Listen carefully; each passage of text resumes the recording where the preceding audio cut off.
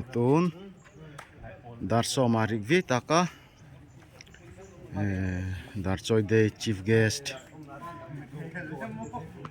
an in call an lui moka thalai hein hi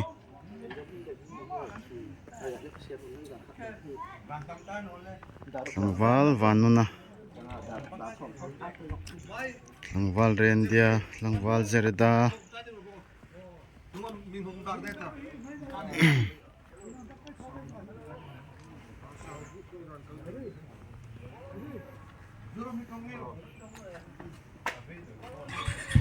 Udarya Langwal Jeffria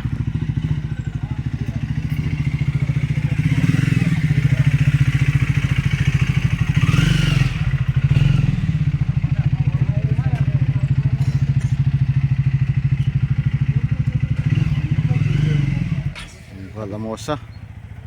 Langwal Jonia, Langwal Peter, Ebrona, Kevina,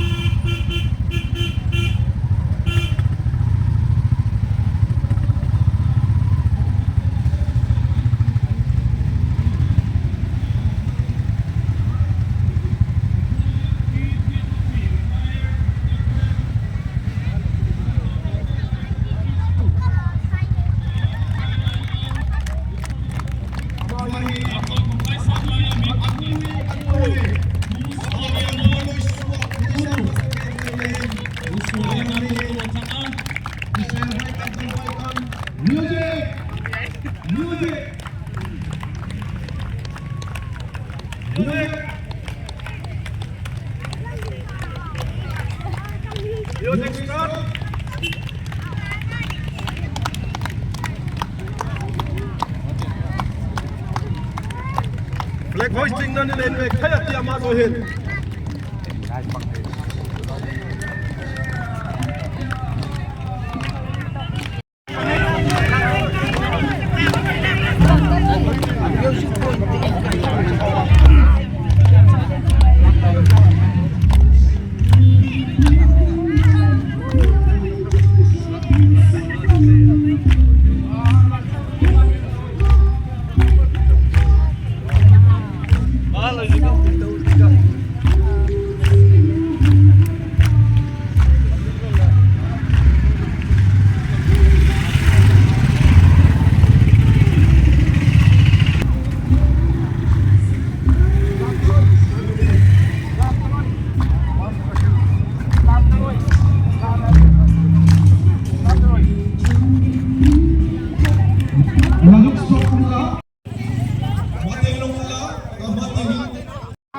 Atau Darchawi Day buat sartana nenek putih esok tanggal berapa? Boleh pakai apa boleh apa yang mati boleh mati boleh.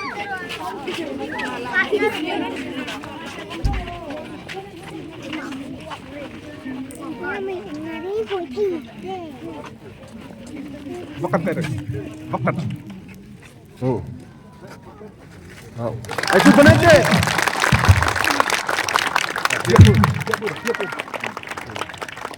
Darlong nilam tayo. Nakala.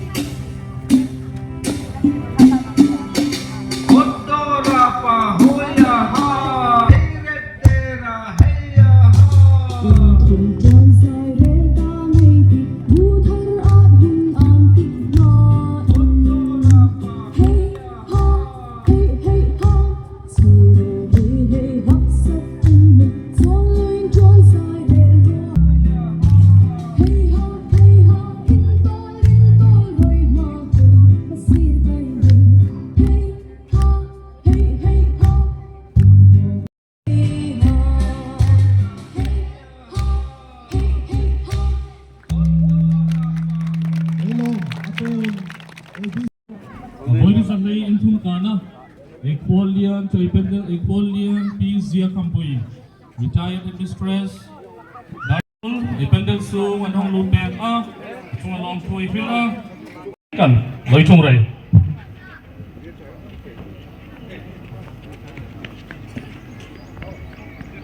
nam tiangan changa DHI tianga ai hoi tu hei CYDA ni hodang YDA i hongkal tu hei zong zong ha an chung na ding loi bot sai pek ni tia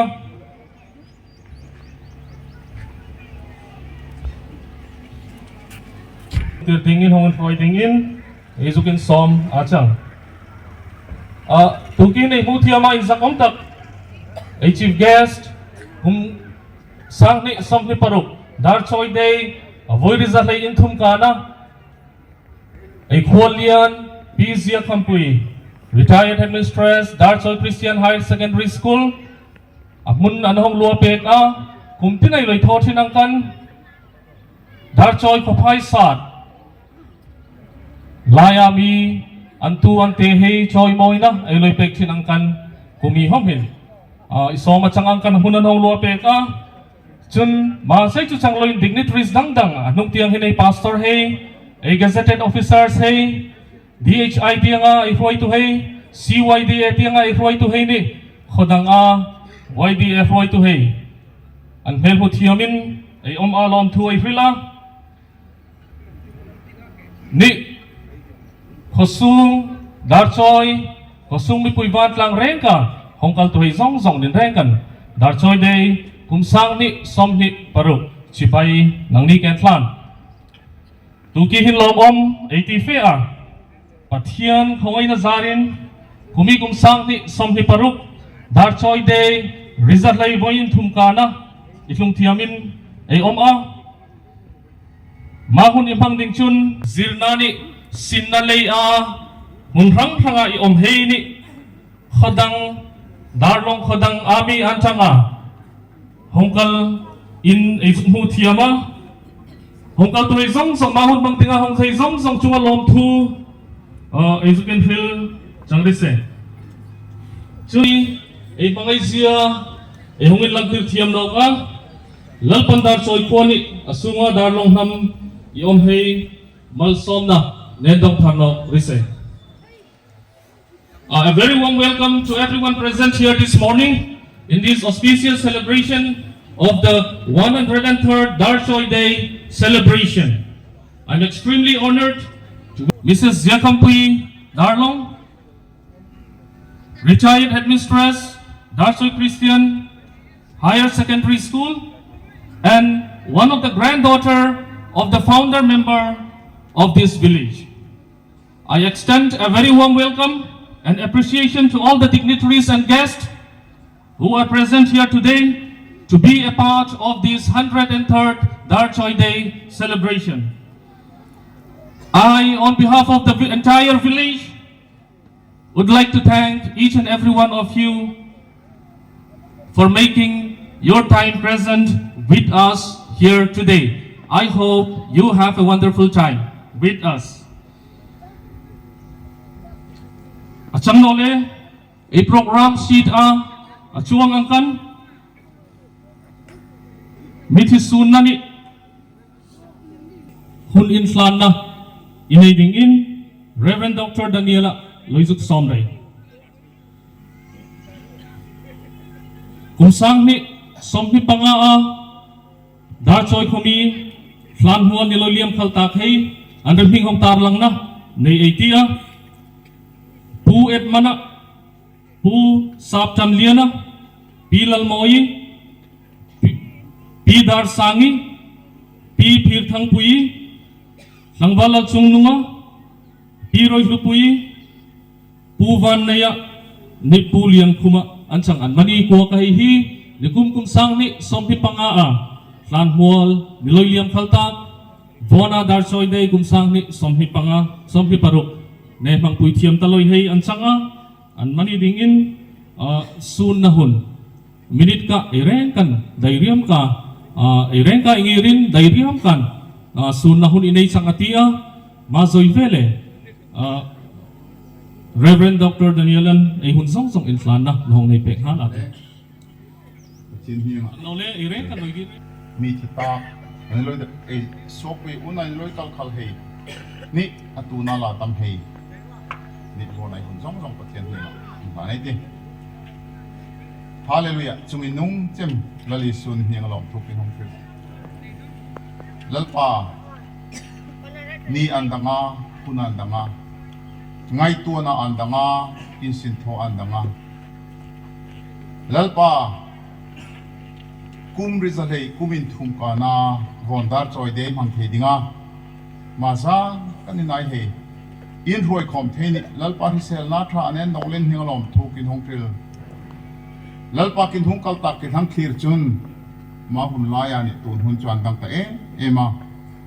ma hi song kin khir chun lalpa nang mamal som na achang no kin tino theina bon hin ni hingalom thukin hongtril lalpa bon hin nang ma ruat sai hun kin imang hi thiang in lim takani lalpa longin rual takamang thiam dan nen zir trilla lalpa kin muak ni vona kum hi vona ni hi kum pa te kin lo ima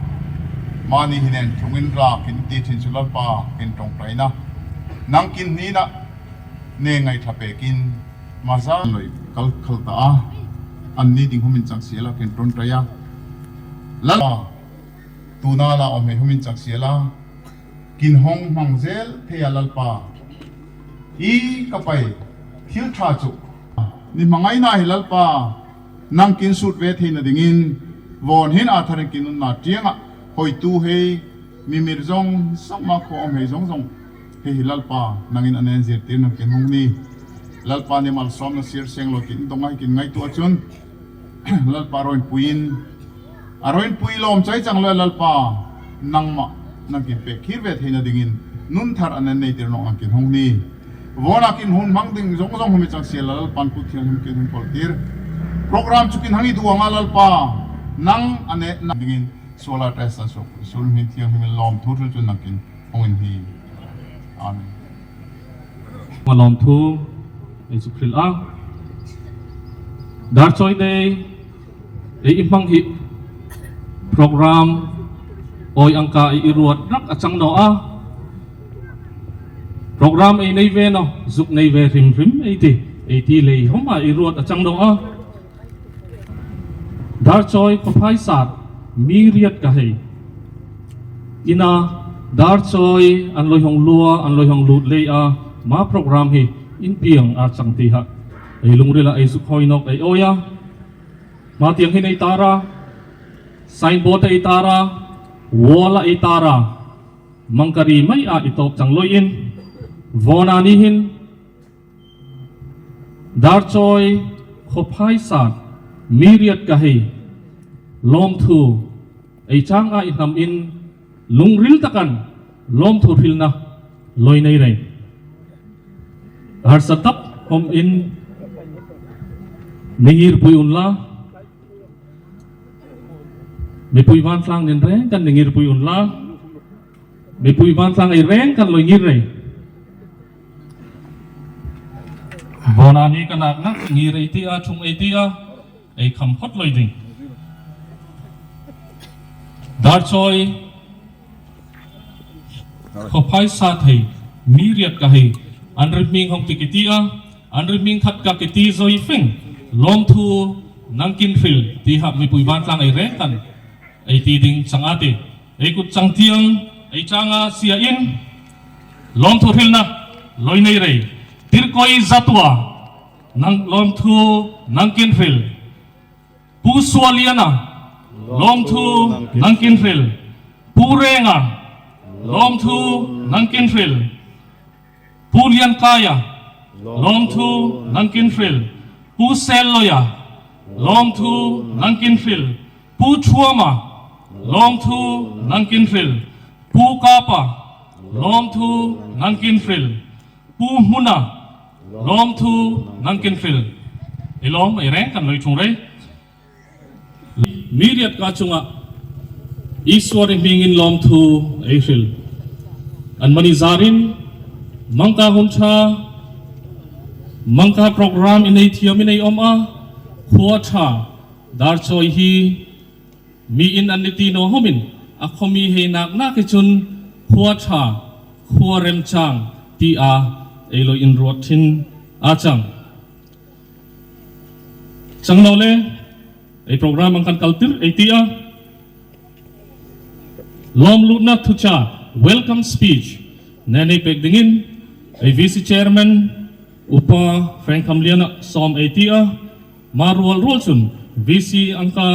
choi moina lomman ei chief guest ni ei special guest hey I invite you say ding a irem ruat achu a hong nei thai ante sang no le welcome speech inai ding in ei vice chairman upa frank hamliana loi som rai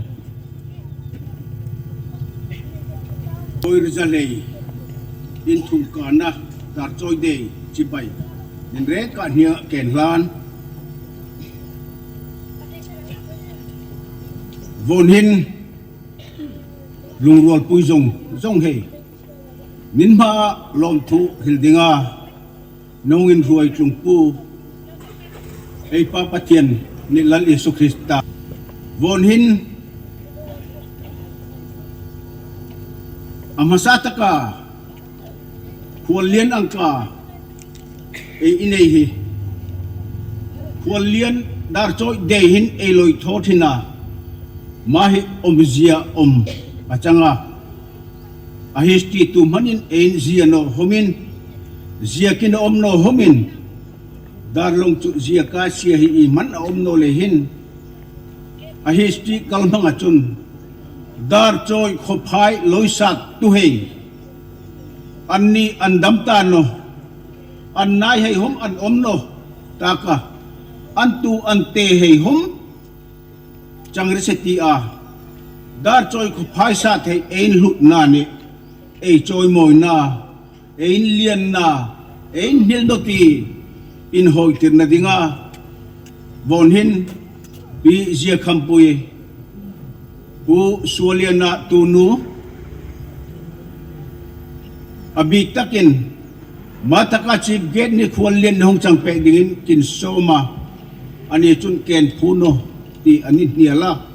chang hom siala athuni akal mang enin nial thei achang ve tak no lein tlomin ngai fe kan von hin khwalien ni hong chang pe kin chief gate angka ni thut mun anong ilu peke na savaikan dar choi khomini vc angka ni khomi zongin nang kin lom ti din duktara hil chun special guest hey ATA dar choi hen officer tam kani pastor tam ka aloi suak veta ka machutu man lomhan e ipek imo e ilhotir no a madar choi de ni talhin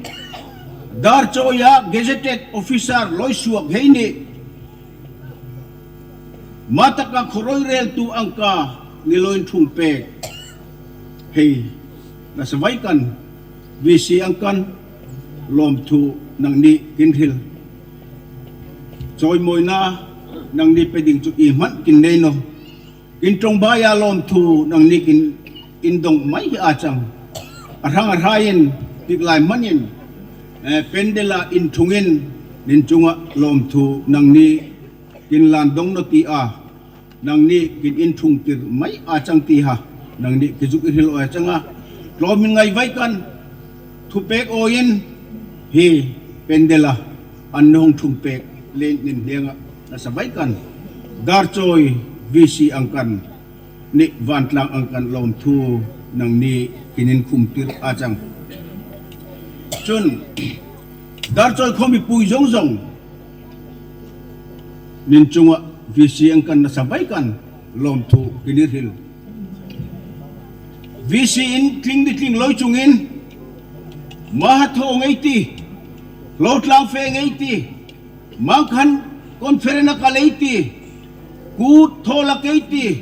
dar choi de thola keiti kin tini homin man nen dia loin man social na loin kinti dan kin ruat danin an ni pompekin an ni kalpek humlen nasabaikan visi angkan ni kuah en kai tuai angkan nen cungat nasabaikan lom tu nang ni kinjuk hilajang lacun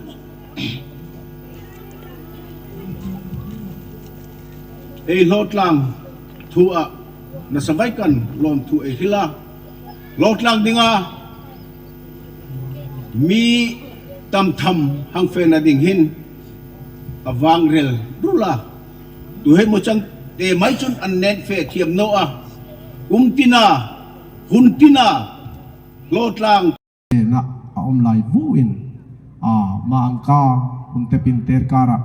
vonani hin mitamka idok nina tlomin ngaya isin ni in petu tamka darchoi de dinga sumni pon loi takan khuane tui i mangaya donation hong pehe tamka an oma darchoi de pulin male chun nin nika sungin tangka be sei ba ngai tua ba online na hang ru len petu he zong organizing committee ang kanan chung long thu e hil chu khela chun bona ni hin aba dar choi khua e officer se e choi moi thim na ding lampui a boi dar choi de thana hin ti achang lain atuna tong moi loi chang loin e cham he organization danga om he officer zong ne pastor he isomri an changa lekha iperit an chang vonani hom anta dingin ama choi moi na lom man musit om takhi irem ruat sa a chang mai hom chule hong sila chun an kuta en lan thiam vonani ang kata choi moi na lom man musit om tak ngai ne dong pek hi ni fin e vice chairman in ahil angkan abak nang ni kin choi moi oding hikin hoi no a thiam dek un lang chun nang ni apu hial hom hikin e o ya chang male chun officers pastor rongbol tu ne chang pekin ma angka dar choi tul na ni nam tul na an longril zong nen thiam na zong an mang pek len longril takan lom thu nang ni kin ril ke lom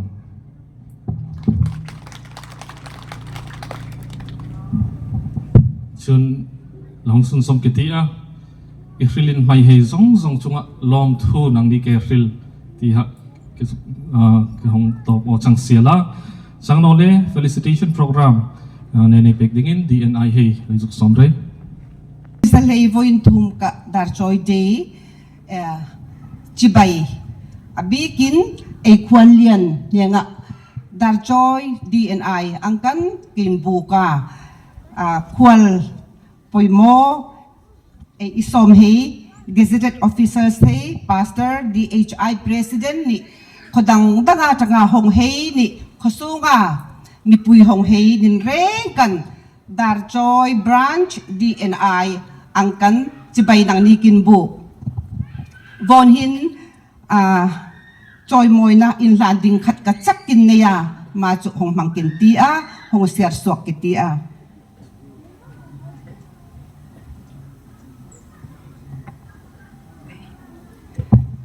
darchoi nu hoi in zom darchoi kumarghat unukoti tripura choi moi na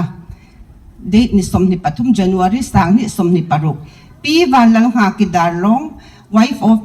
Pulian thanga Darlong pathian mal som na idongin 1993 atangin STW social education worker government of Tripura nuaya ring omvai kan nisin nungin kumsang ni som ni pangachun pathian mal som na idongin ni pension thiam na anangkin lompuin nangkin choi moi male chun darchoi nu hoi in zomin nangkin lompuin na in entir na ma choi moi na hi ziakin nangkin hongin hlan hi pathian in matiang nen ka tir na dingin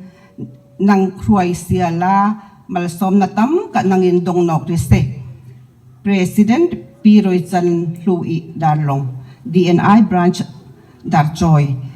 Pirem Liani Darlong Secretary DNI Darchoi branch ma choi moi na nen hlat pe dingin ai kwalian pi zia kampui som kitia pi van lal nga ki nyaga ma choi moi na hi in lan tingin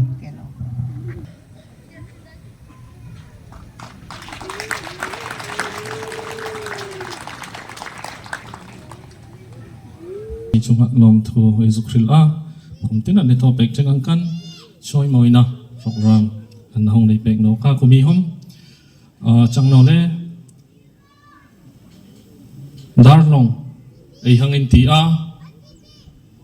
em hat na chem ai pui pa ai in uang pui em atleng ding ong hian an ti mo ti khopa ngai tu na ai in ai thin ai DHI president ai khwami ngai achanga lom om ai ti a thu cha toy short speech in ai ding in loi hun loi zuk ta dei DHI president tu tin khuma hun short speech in ai ding in loi zuk som dei Hùng rèn cắn chỉ bay, ai khuôn liền, ra công tác, bây giờ kampui, ni ai vice chairman, DNI president ni ai khuôn, ra công tác tak hay, ni na bị bùi van trang hay, DHI trang in tin rèn cắn chỉ bay ni lòng thu nang ni kinh zukin thung awaya, president DHI yang kanan ni ko ya changte, akomi kisang humin DHI president ang kan zuk tikitiam. Khotina akhoni ei hmang hin ei hmang pa ngai hi changtano siala ei mindset in thlengila thil thar thar ngai toroi nai pang thar hei thang thar hei lekha thiam hei tam kami thiam hung thang thanga ikal jingna thang thang inei thiam na inei a khuon in hongki malei chun DHI president angkan ai khua ni ai mang heron pui fe kan ai mang ding changati anham angkan areng kan akipakoi ai hoi no ai hang no a phang phim theino choi moi na hom chang siala thawai kan ai lord jibai parang kan par zero dar choi khua ti la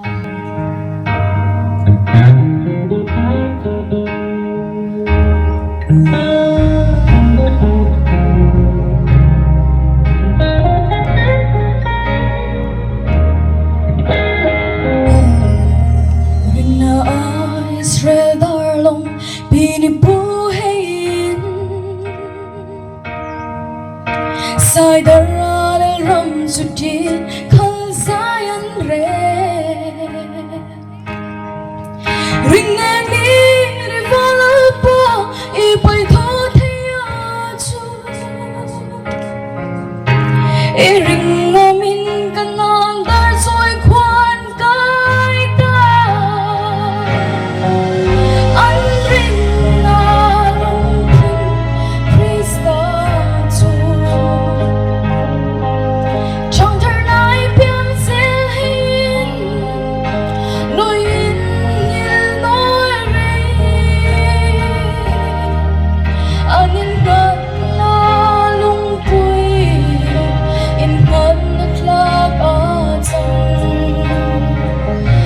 tuy sẽ là anh trong in trái na parang kan pang zero dar choi khua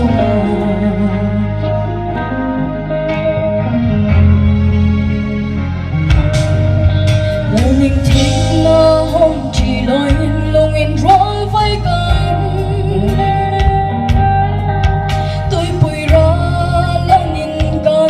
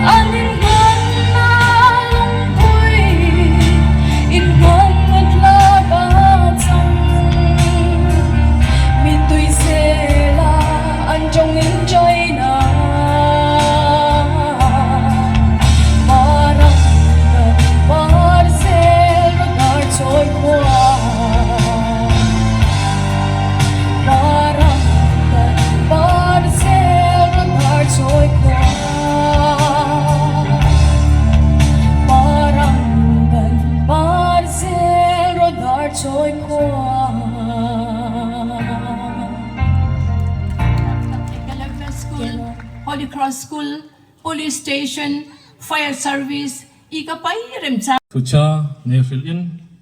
khuam hason na ding. Ring na kalsoy ay hason na ding. Zir na tiyanga hason na ding. Ni ilong ril humhal na.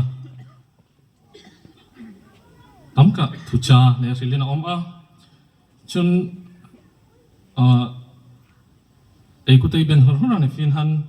nupang hay invoding ati a maha ipahay ding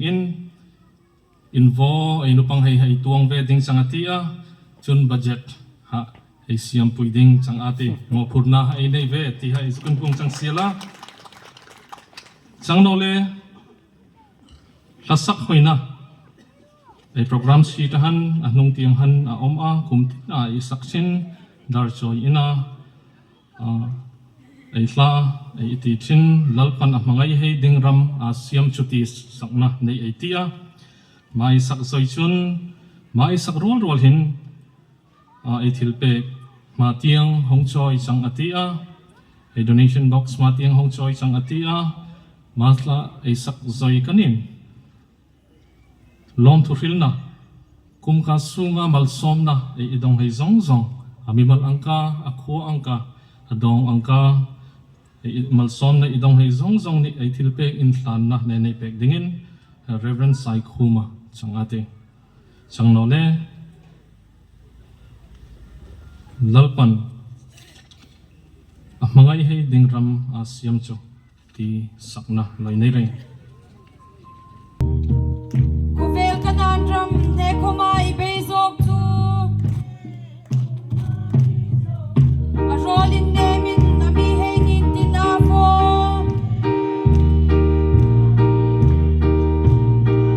Arambeya hangom vedingin. Nintini na nefo arol ngayon lang.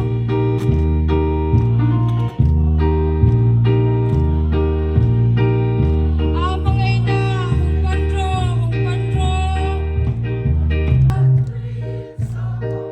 Olal pa ramahong lutaro.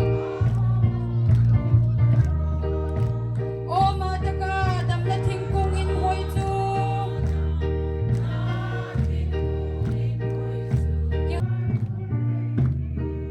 Fay na tuy golin hoy ni kumpluang mon bay.